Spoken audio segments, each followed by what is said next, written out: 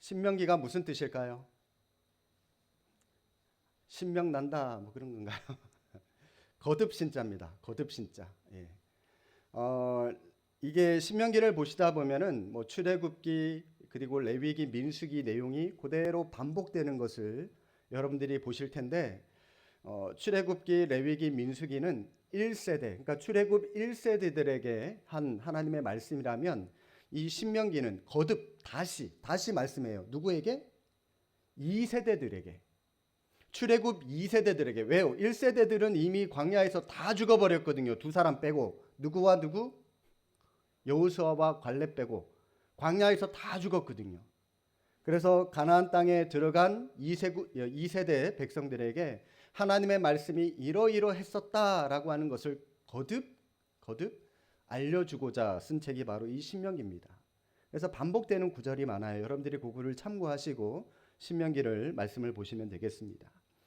자, 여러분은 오늘 오전에 제가 여러분들에게 말씀을 드렸는데 설교를 했는데 하나님이 나의 아버지가 되십니다라고 하는 것을 실감하면서 살아가고 계신가요? 네, 감사합니다. 하나님이 나의 아버지가 되십니다라고 하는 그러한 고백으로 우리가 살아가고 있는데 여러분 그 고백이 우리 삶 속에 정말로 구체적으로 뭘 의미하면서 살아가고 있는 것일까요? 여러분들이 생각하고 있는 어떤 목회자 상이 있을 겁니다. 저도 제 나름대로 목회자 상을 가지고 저도 이렇게 목회자가 된 사람 중에 한 사람이에요. 어렸을 때부터 저희 어머니 따라서 이 기도원으로 또 부흥회로 굉장히 많이 제 의지와는 상관없이 많이 따라다녔거든요. 목사님들이 막 부흥 강사 목사님들 보십시오. 막 침을 튀기면서 막 고함을 지르면서 말씀을 전하다가도 물을 한 잔 이렇게 쫙 야, 목사님 얼마나 시원하실까? 나도 제가 한번 해봐야지. 그러면서 그 작은 소망이 쌓이고 쌓여서 저도 이렇게 목사가 됐습니다. 저는 목회자상, 제가 그리는 목회자상 그러면 그처럼 열변을 토하면서 하나님의 말씀을 담대하게, 당당하게 막 선포하고 성도들에게 가르쳐주고 알려주는 그 모습이 굉장히 매력적으로 보이더라고요. 뿐만 아니라 저는 또 목사님 그러면 또 다른 하나는 염을 해주는 그런 목사님이라고. 왜냐하면 제가 어렸을 때까지만 해도 이 장례식장의 문화가 정착이 되기 전이었거든요.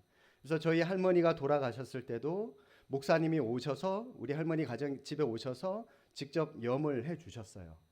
그런 것들을 제가 멀리서 먼 발치에서 보면서 나도 목사 되면 나중에 염까지 해야 되나? 그런 생각도 하면서 이렇게 목사가 됐는데 하나님의 말씀을 담대히 전하고 또 초상을 치룬 가정에 가서 염도해 주면서 그 가정을 위로해 주는 모습. 그게 제가 그리고 있는 목회자상의 모습이었거든요. 사람들은 저마다 하나님은 어떠신 분일 거야, 이런 분일 거야 라고 하는 자기들만이 가지고 있는 하나님 상이 있으리라고 생각이 들어요. 하지만 보편적으로 신자가 하나님에 대해서 가져야 할 가장 기본적인 하나님의 상은 뭐니 해도 하나님은 사랑이시니라. 요한 1세의 말씀처럼 우리 하나님은 사랑이십니다. 사랑의 하나님이라고 하는 그 인식이 뭐니 해도 제일 필요하다라고 하는 사실입니다.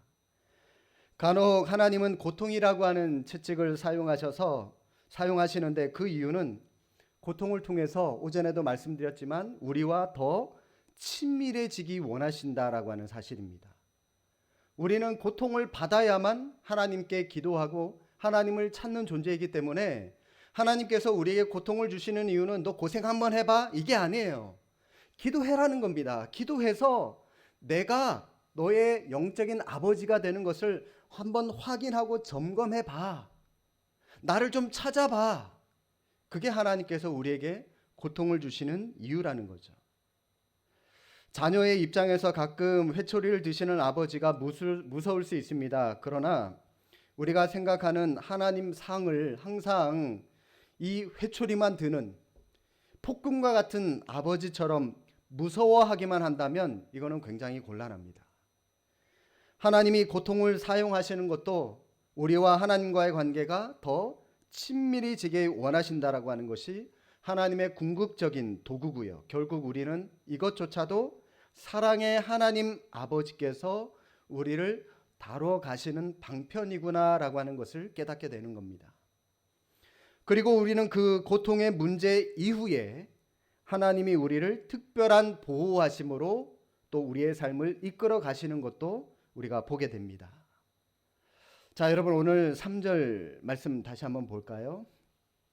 오늘 너는 알라 내 하나님 여호와께서 맹렬한 불과 같이 내 앞에 나아가신즉 하나님이 우리보다 더 먼저 앞서 가신대요. 그 이유가 뭡니까?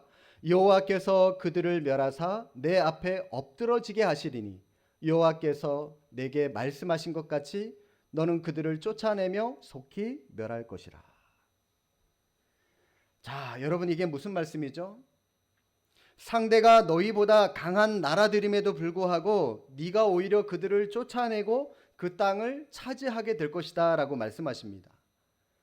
일반적으로 힘이 센 나라가 약한 나라를 지배하기 마련입니다. 그거는 자연스러운 법칙이에요.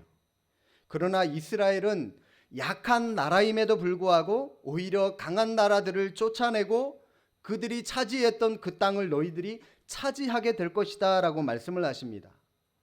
힘이 약한 이스라엘이 어떻게 그 강한 나라를 이길 수 있다고 말씀하시는 것이죠? 3절이죠. 여호와께서 내 앞서 나아가신즉 여호와께서 그들을 멸하사, 이겁니다. 하나님의 능력으로 하나님께서 일하심으로 이를 이기게 하시겠다라고 말씀을 하시는 겁니다. 따라서 이스라엘이 가나안 땅을 정복하게 된 것은 이스라엘 백성들 자신들의 힘이 강해서가 아닙니다. 자신들의 힘으로 그 땅을 정복한 것 아니에요. 그것이 아니라 인간적인 힘으로는 사실 정복할 수도 없고 출애굽할 수도 없고 도저히 그들의 힘으로 할 수 없는 것을 하나님께서 가능하게 하셨다라고 하는 것은 하나님이 살아계신 하나님이다라고 하는 것을 그 백성들에게 보여주시는 겁니다.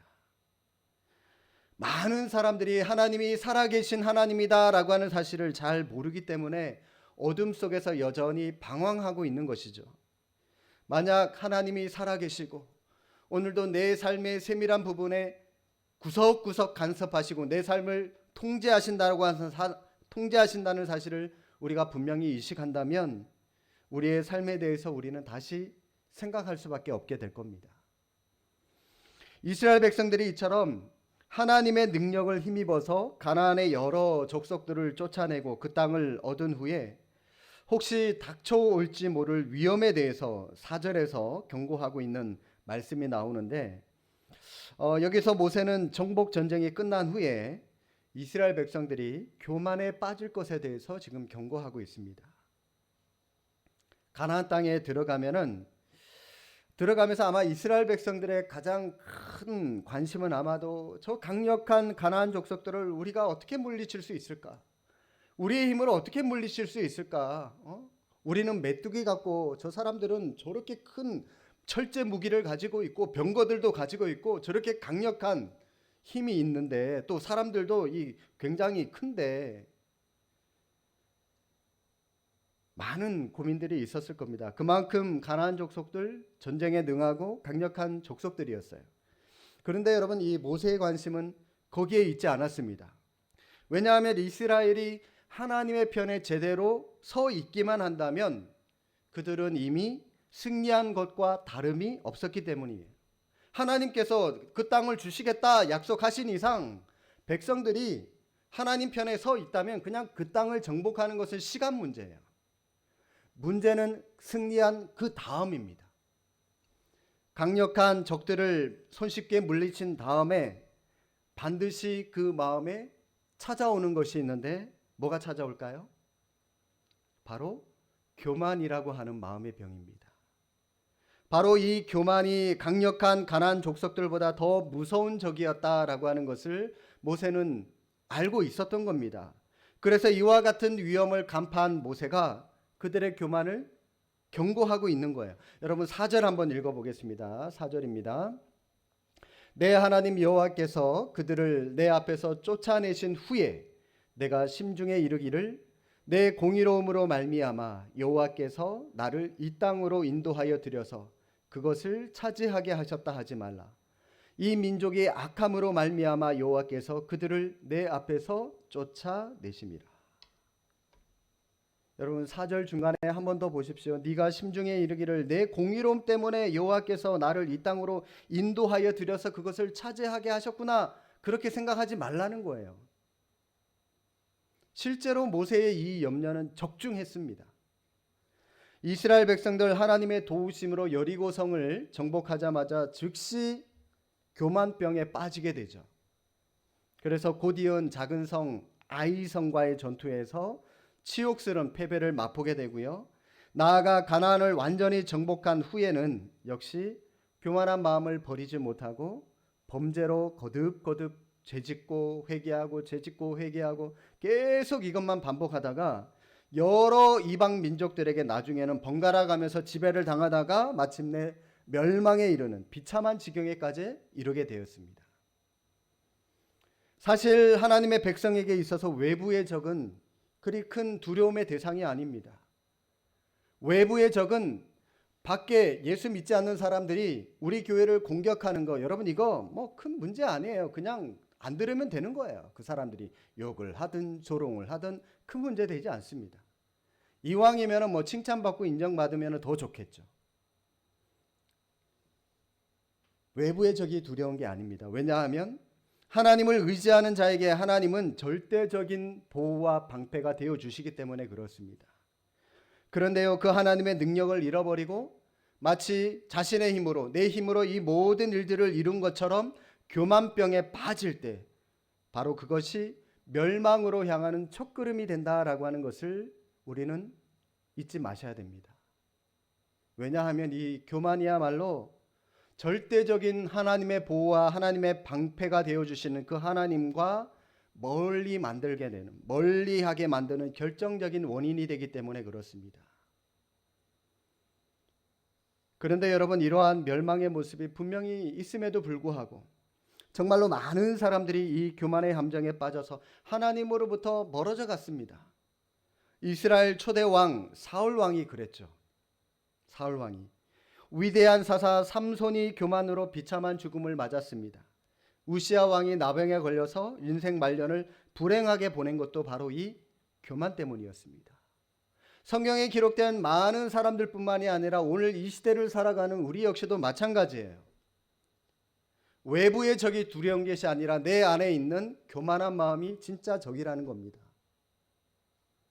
그러므로 이렇게 교만으로 일생을 망친 자의 대열에 우리의 이름이 오르지 않도록 경계의 경계를 더해야 할 것입니다. 교만한 자에게 하나님의 은혜가 함께 할 수 없고요. 하나님의 은혜를 입지 않은 자에게는 승리라고 하는 것은 결코 있을 수 없기 때문에 그렇습니다. 잠언 21장 24절에 이런 말씀이 있습니다. 혹시 성경 가지고 계신 분 한번 찾아보십시오. 잠언, 지금 한참 잠이 오실 텐데 잠언을 보시면서 잠을 깨시고 21장 24절 말씀,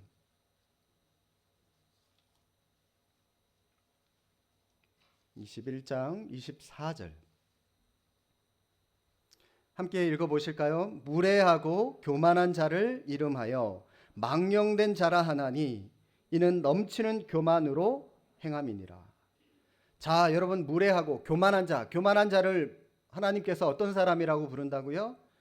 망령된 자라고 부릅니다. 망령된 자라고. 그 망령된 자라고 부름을 당하는 그 이유가 뭐라고요? 교만으로 행하기 때문이다라고 말씀을 하십니다. 교만한 사람을 우리 하나님은 망령된 인간이라고 얘기를 하세요. 교만한 사람을 정신이 흐려져서 정상적인 사람이 아니다라고 하나님께서 그 사람을 정죄하십니다. 하나님이 교만한 사람을 이렇게까지 부르시는 이유를 여러분 깊이 마음에 새기시고 날마다 하나님께 이러한 책망을 받지 않도록 우리 자신을 돌아보며 하나님 앞에 겸손한 자로 서려고 하는 노력이 필요합니다. 오늘 본문의 말씀을 묵상하면서 저는 이 예수님께서 말씀하신 바리새인과 세리의 이 기도한 비유가 말씀이 떠올랐어요. 누가복음 18장에 보시면은 기도하러 성전에 올라가는 두 사람이 나옵니다. 바리새인과 세리가 함께 기도를 드리죠. 바리새인이 어떻게 기도합니까? 하나님이여, 나는 다른 사람들 곧 토색, 불의, 간음하는 자들과 같지 않게 하시고 저 세리와도 같지 않게 하심을 감사합니다. 나는 일회에 2번 금식하고 또 소득의 11조를 드리니까 하나님 이것도 감사합니다. 그러면서 기도하죠. 반대로 세리는 또 어떻게 기도하죠? 눈을 들어서 감히 하나님을 우러러 보지 못하고 가슴을 치면서 하나님이여 불쌍히 여겨 주십시오. 나는 죄인입니다. 그렇게 기도를 합니다. 보통 우리가 이 비유를 이해하는 주제, 전체적인 주제, 여러분 이 비유를 어떻게 이해하십니까? 많은 목사님들도 이 비유를 가지고 우리는 하나님 앞에서 겸손하게 기도해야 된다, 그렇게 많은 분들이 얘기를 하는데 물론 맞는 말도 맞는 말이에요. 세리는 겸손한 자세로 하나님 앞에 기도했고 바리새인은 겸손하지 않은 교만한 자세로 하나님 앞에 기도한 것이다 라고 많은 분들이 얘기를 하고 우리도 또 그렇게 알고 있습니다. 하지만 여러분, 사실 이 비유는 겸손을 가르치려고 하는 그런 비유라기보다는 이스라엘 백성들이 지금 뭘 위해서, 어떤 사람의 모범을 가지고 하나님 앞에 기도해야 하는가라고 하는 것을 가르치고자 하는 의도가 더 큽니다. 주님은 우리에게 저 바리새인처럼 기도하지 말고 세리처럼 기도할 것을 말씀하고 계시는 거예요. 성경에 하나님의 진노가 임할 때마다 이스라엘 백성들이 하나님의 긍휼을 회복하기 위해서 많은 노력들을 한 것을 우리는 성경 여러 군데에서 볼 수 있습니다. 이스라엘 백성들은 자주 하나님과의 그 언약을 파기하고요, 그로 인해서 하나님의 진노를 받았습니다. 하지만 여러분, 하나님의 진노는 그 특성상 이스라엘을 버리신 진노가 아닙니다. 하나님께서 이스라엘 백성들에게 진노하시는 이유가 뭐죠? 여러분이 여러분 자녀들에게 진노하는 이유가 뭡니까? 화를 내는 이유가 뭡니까?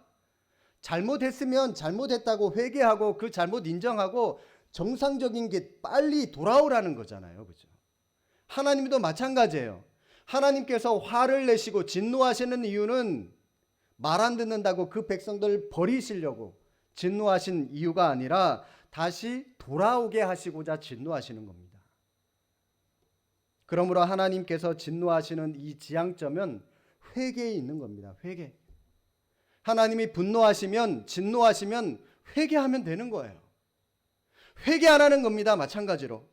여러분, 예수님 시대 한번 생각해 보실까요? 예수님이 오시기 전에 약 600년 전에 이스라엘 백성들 하나님의 진노로 심판을 받아서 나라가 완전히 붕괴되었습니다. 바벨론 포로로 끌려갔어요.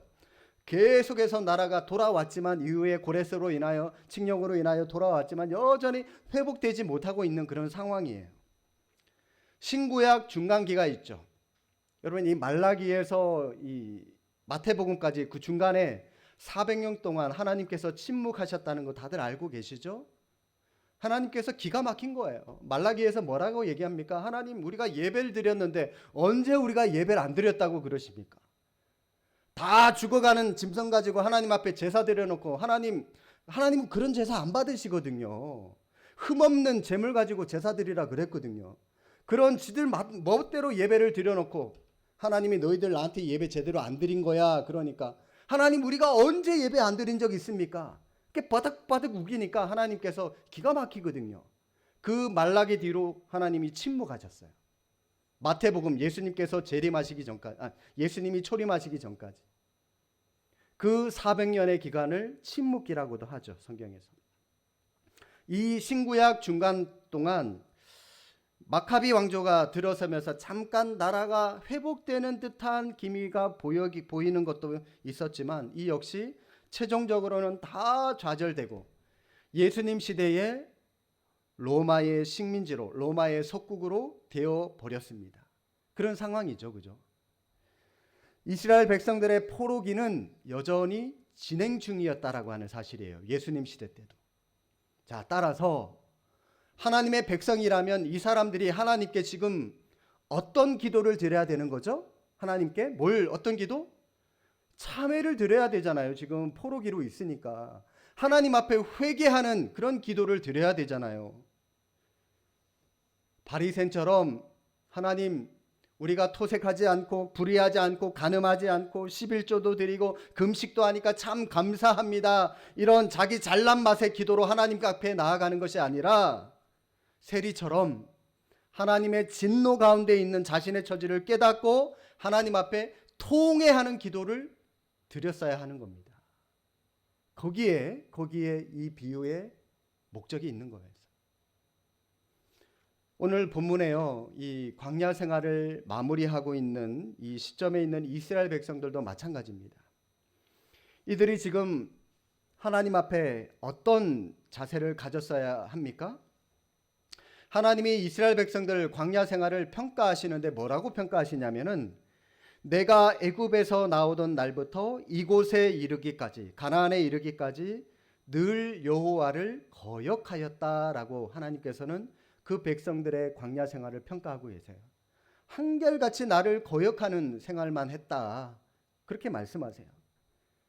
그들은 세상 사람들이 받지 못하는 넘치는 호의를 하나님께 받았습니다. 광야에 물도 나게 해주시고 만나와 메추라기도 먹여주시고 하나님은 일반적인 모든 위험으로부터 그들을 특별히 보호해 주셨습니다. 그런데 이스라엘 백성들은 이 하나님께 넘치는 감사를 드리는 대신에 늘 끊임없이 하나님이 싫어하시는 일들만 행해 왔다는 거예요. 그렇다면 여러분, 지금 이 이스라엘 백성들 이 상황에서 뭘 해야 할까요? 이들은 자세를 낮추고 하나님 앞에 엎드리고 자신의 잘못을, 자신의 1세대들의 잘못을, 그리고 자신의 2세대들의 자신들의 잘못을 회개하고 하나님 앞에 용서를 구해야 했다라고 하는 겁니다. 그래서 하나님은 저들에게 계속해서 나 여호와를 잊지 말라, 너는 교만하지 마라, 마치 네가 얻은 부가 너의 능력 때문인 것으로 여기지 마라, 가나안의 족속들이 쫓겨나게 되고 네가 그 땅을 차지하는 것이 마치 너의 의로움 때문이라고 여기지 마라, 이는 저들의 죄악 때문이지 너의 의로움 때문이 아니야 라고 우리 하나님께서 끊임없이 신명기의 말씀을 통해서 말씀하고 또 말씀하고 계시는 겁니다. 사랑하는 성도 여러분, 오늘 말씀에 신자가 기억해야 될 두 가지가 있습니다. 먼저는 받은 특별한 은혜에 대한 넘치는 감사가 먼저 있어야 되고요, 또 우리가 얼마나 패역한 자들이었는지 기억하셔야 되는 겁니다. 우리는 하나님이 우리를 하나님의 자녀로 입양해 주신 것을 기억하면서 감사해야 됩니다. 그래서 담대하게 세상을 살아가야 됩니다. 그리고 또 하나, 잠언 30장에 나오는 아굴, 하나님께 이런 고백을 드리죠. 내가 배불러서 하나님을 모른다, 여호와가 누구냐 할까 염려되니까 자신을 너무 부하게 하지 말아 주십시오 라고 기도하는 부분이 나와요. 여러분, 이게 어떤 기도일까요? 그가 얼마나 하나님 앞에서 이 교만이라고 하는 것을 경계했는지 너무나도 잘 보여주고 있는 그의 기도 제목입니다. 이처럼 우리도요, 풍족하고 안일할 때, 진짜 위기는 일이 너무 잘 될 때, 생각보다 일이 너무 잘 될 때, 편안할 때 생기는 게 진짜 위기거든요. 그럴 때 교만해져서 하나님의 은혜를 잃어버리지 않도록 항상 하나님의 은혜를 여러분 마음 가운데 깊이 새기고 감사하면서 겸손한 마음으로 살아가는 모습이 우리에게 필요하다라고 하는 겁니다. 하나님은 우리를 잊지 않고 기억하십니다. 그 은혜에 감사하는 삶을 사는 자는 높여주시고 또 그 큰 은혜를 베풀어 주십니다. 그러나 하나님을 잊어버리고 교만히 행하는 사람은 심판을 받게 됩니다. 만물 아래 낮추시게 될 겁니다. 우리 모두 하나님께서 높여주시고 칭찬받는 주님의 신실한 백성들 다 되시기를 주의 이름으로 축복합니다. 기도하겠습니다.